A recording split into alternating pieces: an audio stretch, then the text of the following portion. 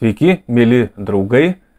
Šis video bus unikalus, nes papasakosiu realią situaciją Ukrainoje, tam tikrais klausimais ir remsiuos vien lietuviakalbiais šaltiniais, vien proukrainietiškais, bet ir jų užtenka parodyti, kokia iš tikrųjų yra prasta padėtis dabar yra Ukrainoje. Aš tyčia paimu tos šaltinius parodyti iš tikrųjų, kad jeigu žinai, ką tu nori rasti, žinai, ko tu ieškai, žinai, kokią tau reikia informaciją susirinkti ir kažkiek moki naudotis viešai prieinamais šaltiniais, tu gali atsirinkti tą informaciją net ir iš nepatikimų šaltinių, bet kurie gali vis tiek papasakoti realią bendrą situaciją. Bet pradžiai tikrai visus raginu paspausti patiktuką, prenumeruoti kanalą ir prenumeruoti šalia paspausti tokį varpelį, kad kai pasirodys naujas vaizdo įrašas, jūs iš karto gautumėt pranešimą. Kodėl aš tą sakau? Nes kanalo sklaida yra dirbtinai mažinama, aš turėjau daug dėl to įtarimų, bet man galutinai pasitvirtino, nes yra toksai vienas rodiklis, yra paspaudimų procentas, kai yra uždėti viršelį ir matos paspaudimų procentas, jis yra pas mane labai aukštas, aukštesnis negu vidurkis, siekia 13, 15, 17 procentų, kas skaitos net ir 10 procentų yra aukštas, bet peržiūrų kiekis nėra didelis. Kodėl? Todėl, kad YouTube sistema priklauso nuo to, kiek parekomenduos tą vaizdo įrašą kitiems žiūrovams. Jį tiesiog labai rekomenduoja mažam kiekiu žmonių, todėl nors žmonės dažniausiai pamatė, kad yra toks vaizdo įrašas, paspaudžia ir užeina. Tų parodymų yra tiek pernelyg mažai, aš darau prielaidą, kad yra dirbtinai sumažinta, tam, kad kuo mažiau žmonių pažiūrėtų šitokias laidas. Kaip tai galima apeiti, reiškia, kad žmonės plačiau patys dalintųsi, daugiau komentuotų, daugiau spaudžia patinka ir sąmoningai patys užėjtų į šitą kanalą ir pažiūrėtų sąmoningai tas laidas, o nelauktų, kol YouTube algoritmas jiems pasiūlys pasižiūrės. YouTube algoritmas, turiu didelį įtarimą, yra stipriai valdomas. Na, bet pereikime prie temos.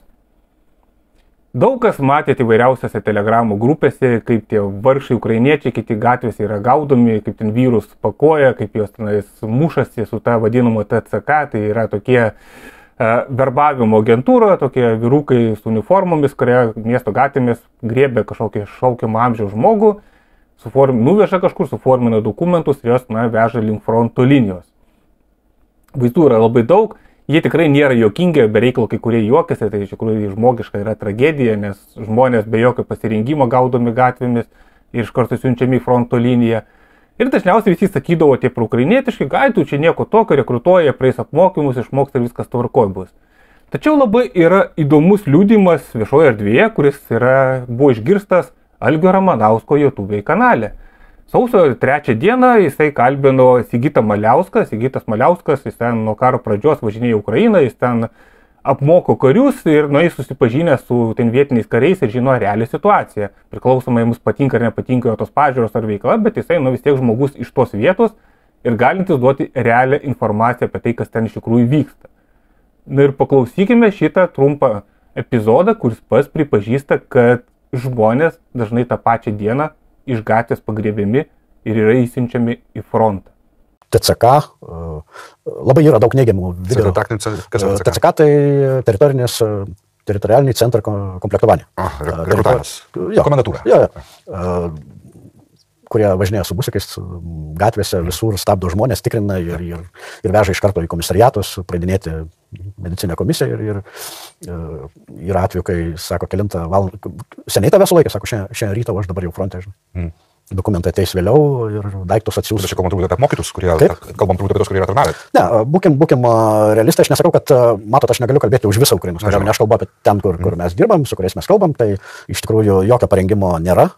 Turiuomenį taip, kad mokymo centre parengtų karius, kažkokie tai Ukrainos instruktoriai, juos tiesiog aprengia visą kitą ir vadinasi, fronte išmoks. Tenai bus specialistų. Labai aktualus liudijimas, kurį daro tie, kurie tikrai arčiausiai slavo Ukrainos žmonės ir kurie pripažįsta, kad tikrai vyksta tokie dalykai. Ir nieko nuostabaus, kad tas aukų skaičius yra didelis, nes žmonės neparuošti išvyksta fronto liniją. Jeigu tu ryte pagautas gatvėje, o vakare tu fronto linijoje, tai faktas, tu esi lengva auka, esi patrankų mėsa. net ir paprastyti kareivėliai, man pačiam buvau kariuomenėje, 3 mėnesiai tarnybos, atrodo jau kažkiek tu gavęs tų žinių, bet į kokią stresinę situaciją ir kažkas pagalvojau, blemba, būtų rimtas karas, mūsų išskerstų tiesiog. Tiesiog, tie vaikučiai ten blaškosi, tenais, sakyta, kad tu padarytum žmogaus karį, tau reikia, metų, 2, nežinau, nebent tu esi gabus, tai ir greičiau išmoksti, bet iš eilinio žmogaus padaryti karį, reikia tikrai laiko ir reikia daug pastangų. Panašu, kad jie vis dėlto to laiko daug neturi, net ir šiaip normaliom sąlygomis, tik neseniai prailgino nuo mėnesių iki 2 mėnesių paruošiamąjį laikotarpį kariui. O dabar, kadangi tų karių trūksta, tai būna tos tiesiog skylės kamšo, gaudydami gatvėje žmonės ir temdami jos į fronto linijas. Kodėl trūksta žmonių? Tai trūksta žmonių dėl to, kad tiesiog jų labai daug žūsta, bet ne vien dėl to. Trūksta karių dėl to, kad tiesiog jų labai daug dezertiruoja. Ir čia karturpusiai susiplaukia tie 2 dalykai. Dezertiruoja todėl, kad atvyksta nemotyvuoti ir neparuošti kariai ir jie įsigąsta ir jie bėga tiesiog.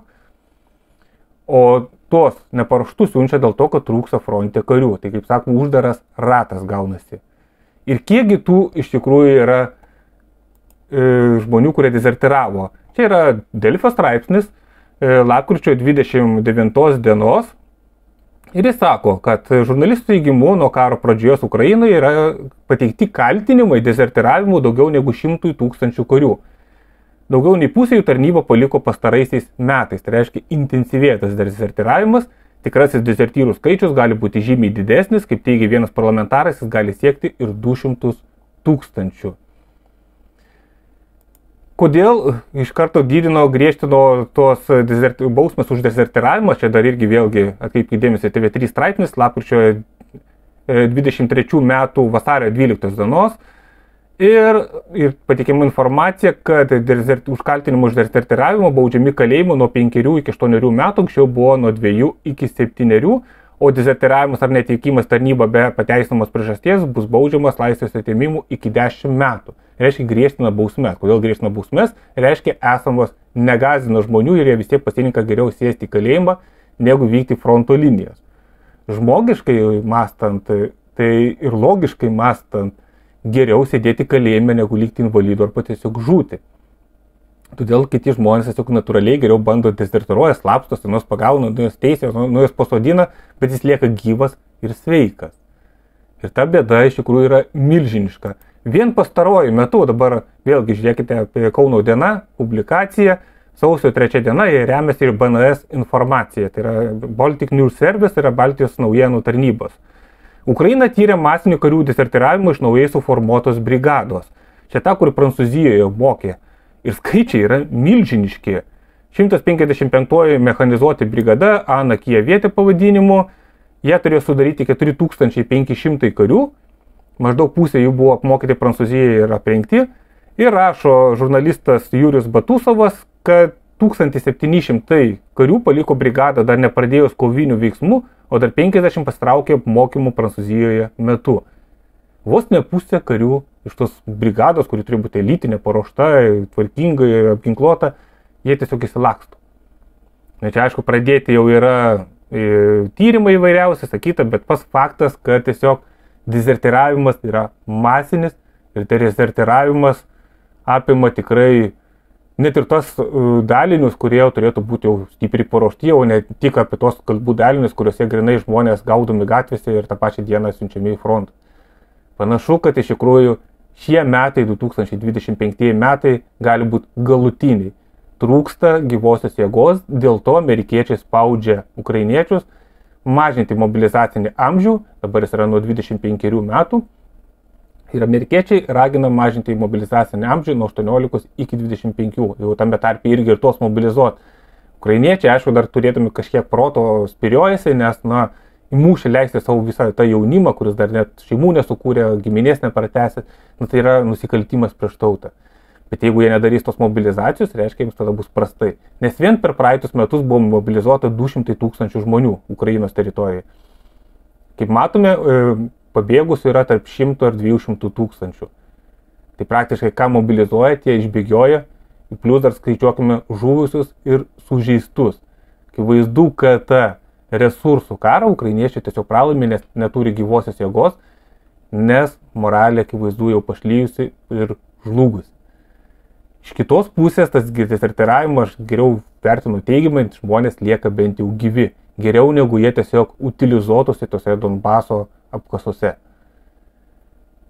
Tai į tą informaciją, kurią aš dabar papasakoju, ji yra iš visų Delfių, 15 minučių, BNS-o ir Algio Ramanausko kanalo, kurie neskleidžia, kaip sakoma, prorusiškų naratyvų, jiegi už Ukrainą, na bent jau apsimeta, kad jie yra už Ukrainą.